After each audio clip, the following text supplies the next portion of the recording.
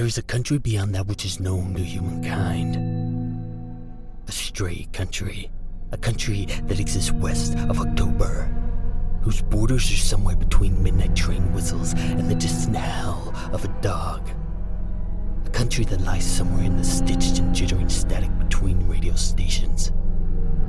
A country that drifts through America like a traveling salesman, but every now and then stops to nest on a small town, a small church, a single street, and maybe, just maybe, some kind of delayed radio broadcast you've stuffed in your ears.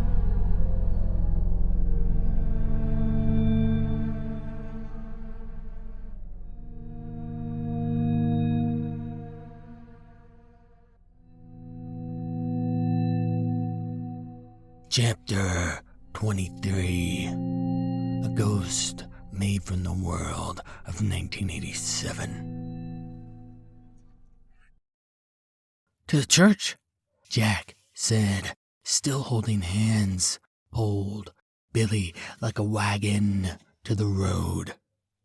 The plastic sack lurched their way like a one-string marionette. Some broke, kind of limp puppet twitching after the soles of their shoes. And the boys ran for the church because where was left to run? The church.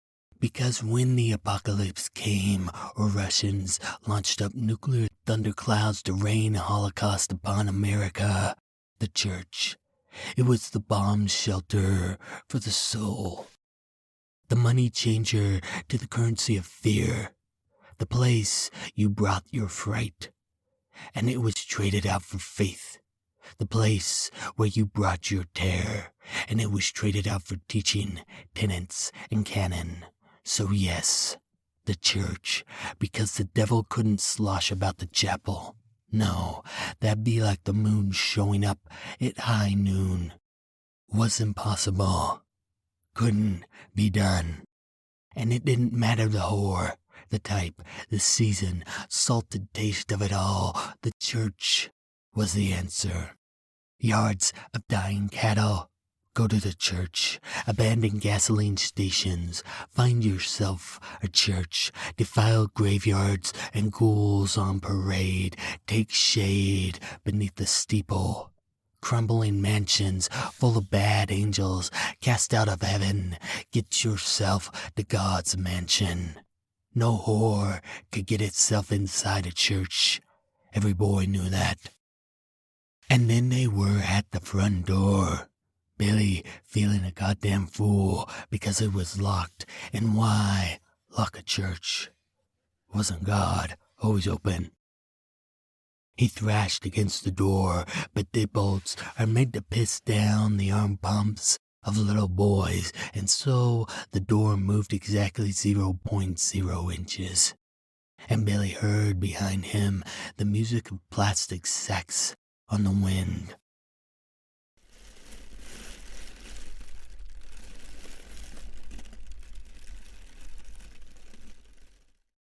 And didn't dare look to anywhere but Jack, because that's what older brothers are for. Yes, and brothers came first and feel safest in trouble, and that's why Jesus told the world he was the biggest brother from heaven. Because when the chips are down, you can count on your older brother. And Jack had already been scrounging through his dropped backpack and now pushed through Billy to fiddle the lock to fruition.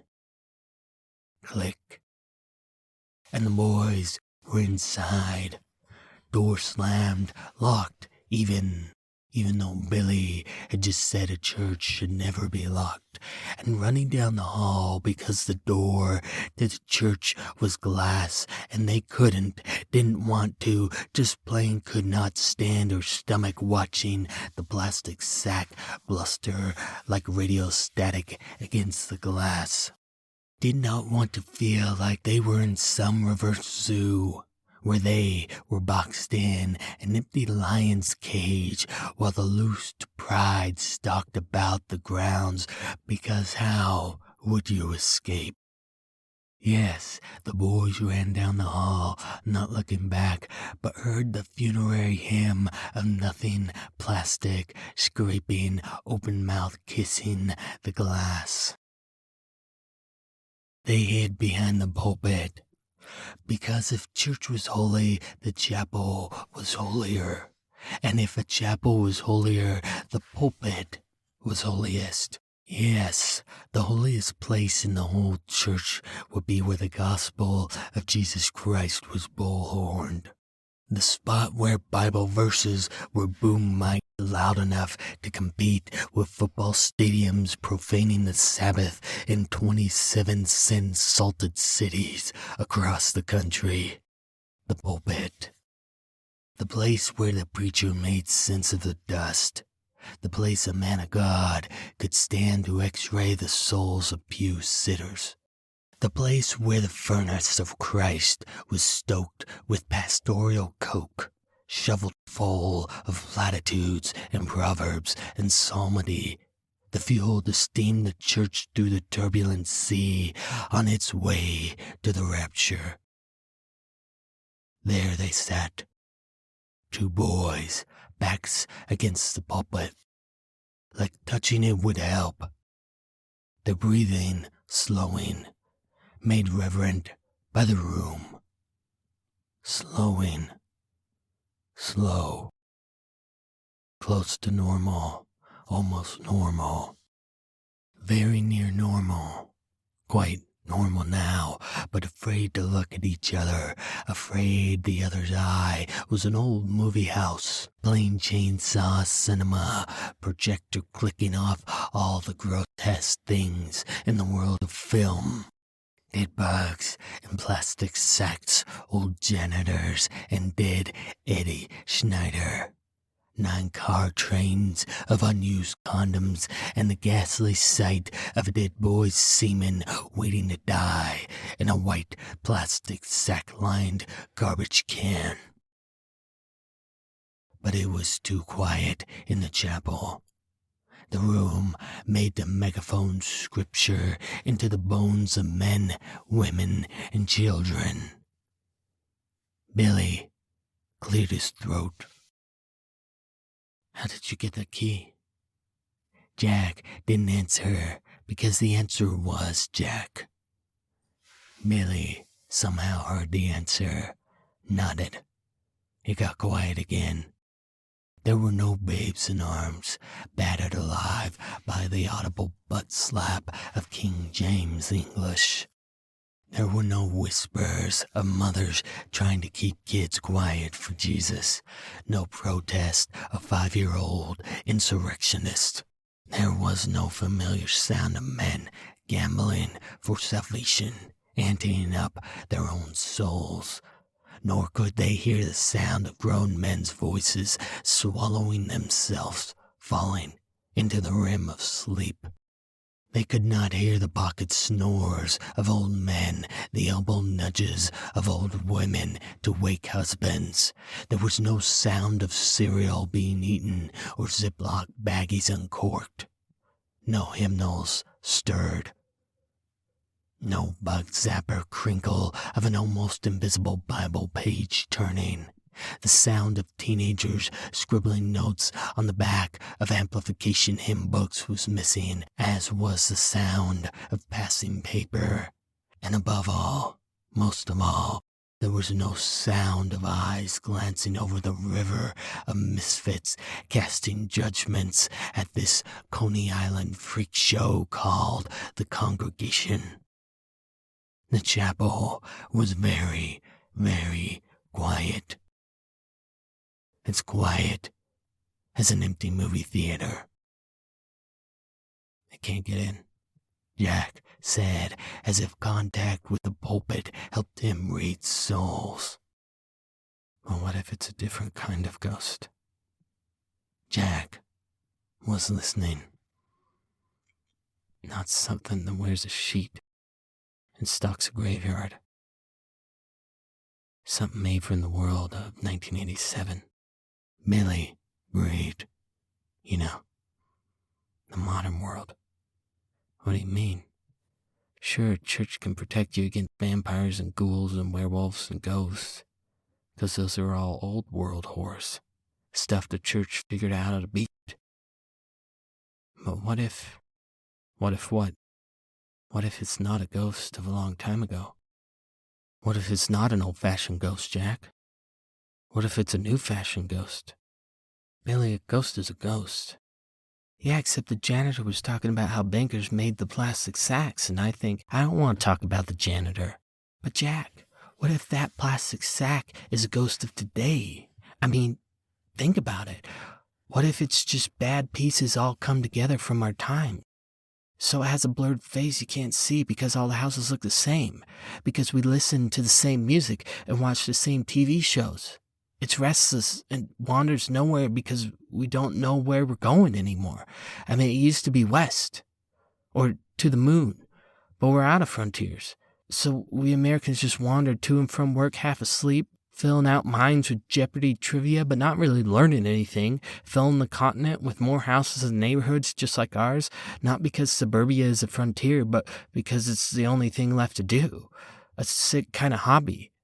The ghost would lurch with that jerky anxiety that comes from drowning in the stormy sea of advertisements.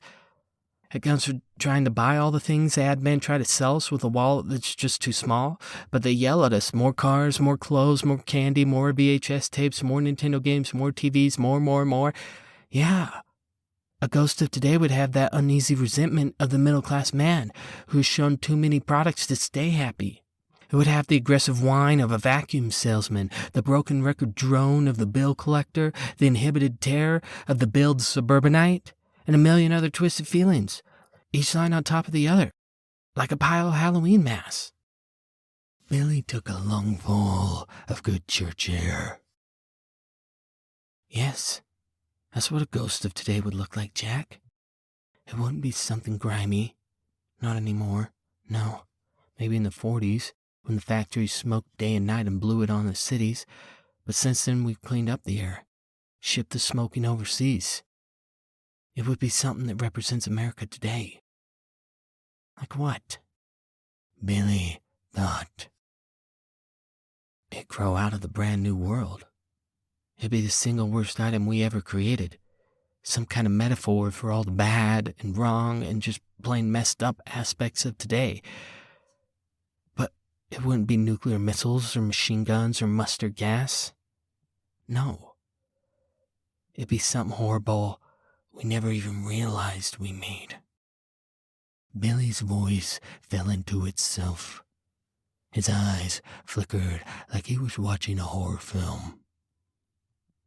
He whispered, "Something hard to touch, impossible to feel." Jack's eyes met Billy's.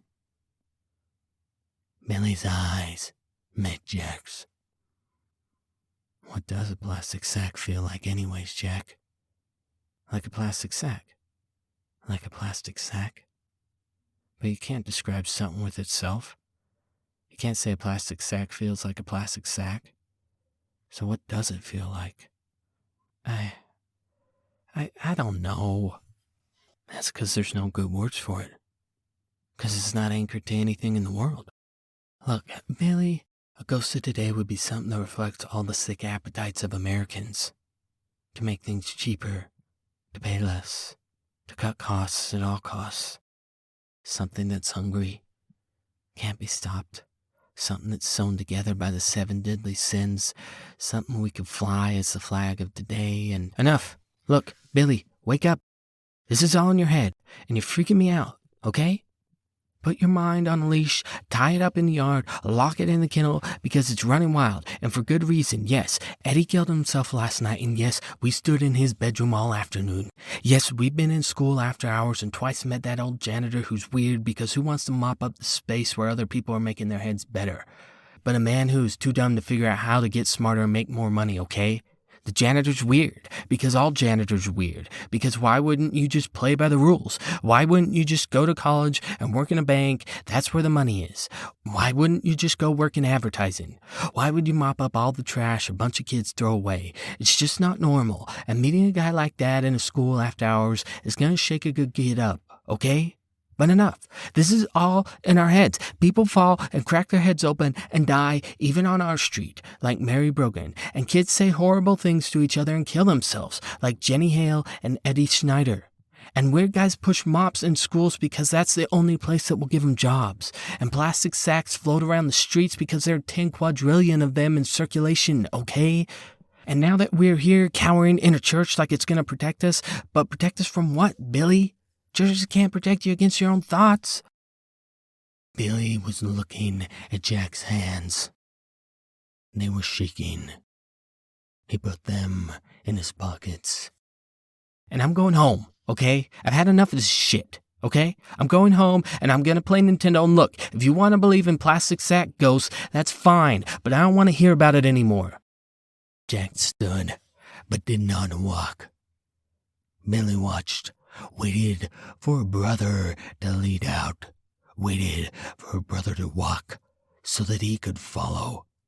Because if an older brother walked and left the chapel, then he too, the younger brother, could follow. And if the older brother braved the night streets, then they were safe for a younger brother too.